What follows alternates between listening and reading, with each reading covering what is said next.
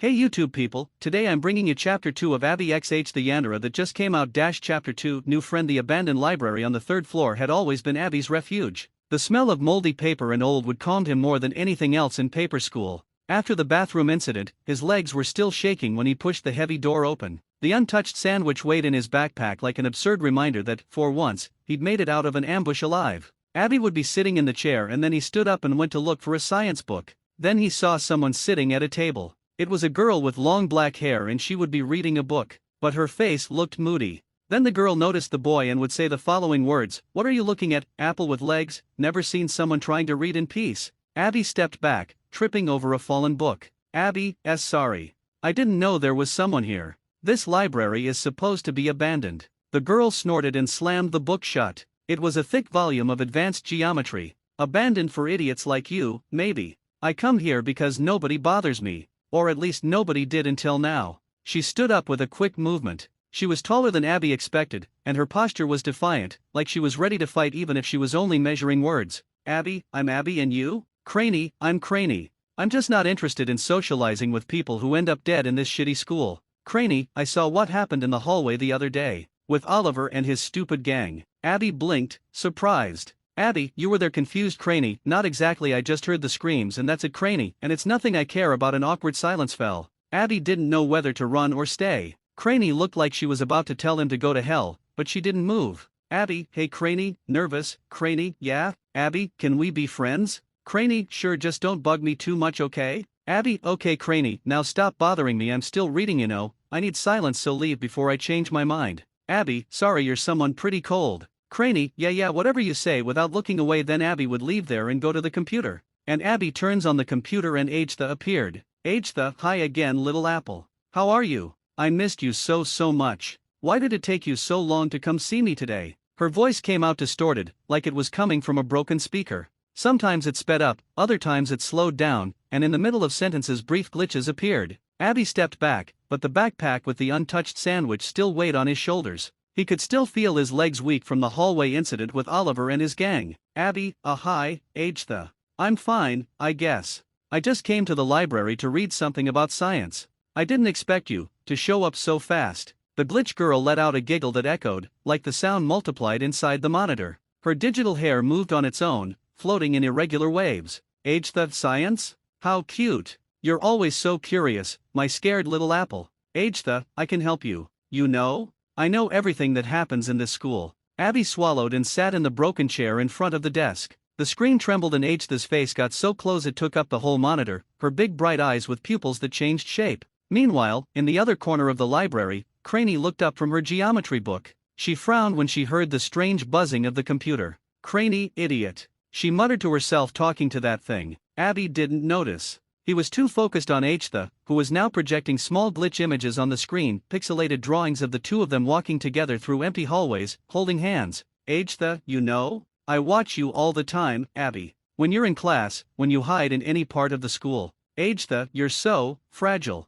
So perfect. Not like the others. Agheta, the others end up broken, stained with ink and crumpled paper. But you're still whole. I want you to stay whole. For me." Abbie, nervous. "Agheta, that sounds kinda intense." "Abbie, I'm just a normal guy trying to survive in this crazy school." The glitch let out a laugh that made the screen flicker black for a second. When the image came back, there were lines of code falling like rain behind her. Abbie felt a chill. "Agheta, don't be scared, Abbie." Abbie looked back. Craney was still there, pretending to read, but clearly listening. She raised an eyebrow, like saying "Are you seriously talking to that, Abbie?" Lowering his voice, "Agheta, I don't know. Craney said not to bother her and you showed up right when I left. Are you jealous or something?" The screen exploded in violent glitches. For a moment, Agheta's face deformed, her eyes turned black and her smile twisted into something inhuman. "Agheta, jealous? Agheta, of course I'm not jealous, little apple, pretending. Abbie, well okay." Her voice softened again, sweet and obsessive. "Agheta, I just want you to be safe.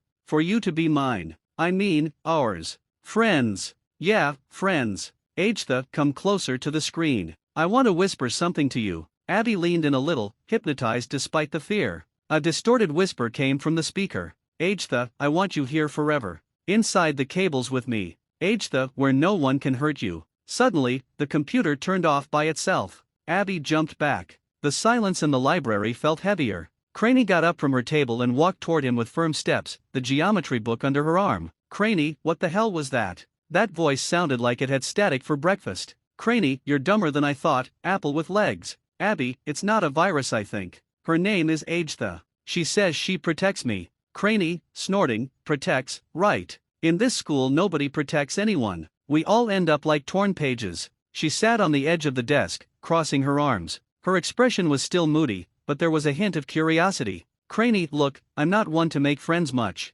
Well, with you we already are. Craney, but if that glitch thing is harassing you, maybe you're not so useless. At least you've got the attention of something dangerous. That makes you interesting. For now. Abbie smiled weakly, relieved not to be alone. Abbie, so, can we stay a while? I don't want to go back to the hallway yet. Craney, only if you keep your mouth shut and don't summon more weird ghosts. Craney, I have an advanced algebra exam tomorrow and I don't plan on dying before I pass it. Craney, damn Aria Eater always with her stupid shitty exams. Abbie, well that's true I have an exam with Miss Bloomy. Craney, well good luck brat and don't die. Abbie, yeah I know hee hee. Minutes passed. Abbie took out his sandwich and offered half to Craney, who looked at it like it was poison before reluctantly accepting it. While they ate in silence, the computer turned on by itself. This time slower, with fewer glitches. Agheta, low and resentful voice, did you replace me already, little apple? With her? How disappointing. Craney stood up abruptly and slapped the monitor with her palm. Craney, hey you crazy weirdo you better turn off again. Agheta, shut up stupid it's none of your business.